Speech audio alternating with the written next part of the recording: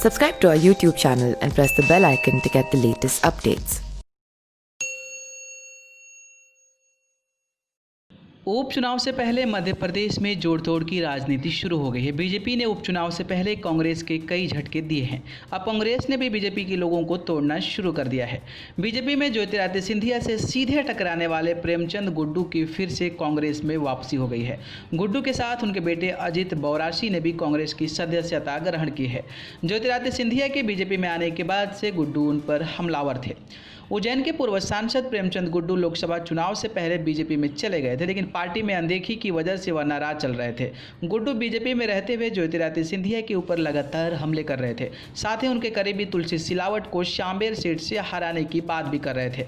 गुड्डू के तेवर को देखते हुए बीजेपी ने उन्हें नोटिस जारी किया था। नोटिस के जवाब नहीं देने पर बीजेपी ने प्रेमचंद गुड्डू को पार्टी से निष्कासित कर दिया। गुड्डू ने निष्कासन पर कहा था कि मैंने 9 फरवरी को ही पार्टी छोड़ दिया था। रविवार को उन्होंने भोपाल में अपने बेटे के साथ कांग्रेस की सदस्यता ग्रहण की। इस मौके पर पूर्व मंत्री सज्जन सिंह वर्मा, पूर्व विधानसभा अध्यक्ष एनपी प्रजापति समेत कांग्रेस के कई नेता मौजूद रहे।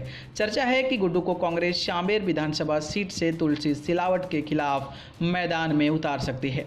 कांग्रेस की सदस्यता ग्रहण करने के बाद प्रेमचंद गुड्डू ने कहा कि मैंने कांग्रेस भी ज्योतिरादित्य सिंधिया की वजह से छोड़ी थी। अब 24 सीटों पर उपचुनाव में मैं प्रचार के लिए जाऊंगा। सभी सीटों पर ज्योतिरादित्य सिंधिया को मैं सबक सिखाऊंगा।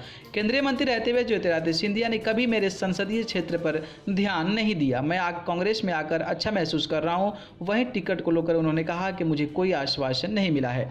वहीं पूर्व मंत्री सज्जन सिंह वर्मा ने दावा किया कि उपचुनाव में पहले अभी बीजेपी छोड़कर और लोग पार्टी में आएंगे। सज्जन ने कहा कि विभिन्न क्षेत्रों में कई बड़े नेता हमारे संपर्क में हैं। उन्होंने कहा कि कांग्रेस छोड़कर गए दूसरे नेताओं को भी कांग्रेस में घर वापसी जरूर होगी। न्यूज़ रूम से न्यूज़ लाइव की रिपोर्ट।